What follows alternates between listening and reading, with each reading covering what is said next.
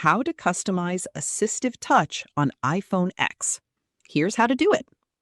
First, open the Settings app on your iPhone. Scroll down and tap Accessibility. Next, tap Touch, then select Assistive Touch. If Assistive Touch isn't already enabled, turn on the toggle at the top. From here, you can customize how Assistive Touch works. Tap Customize top-level menu to add, remove, or rearrange the buttons that appear in the Assistive Touch menu. You can tap any icon to assign a different action, or use the plus and minus buttons to change the number of menu icons.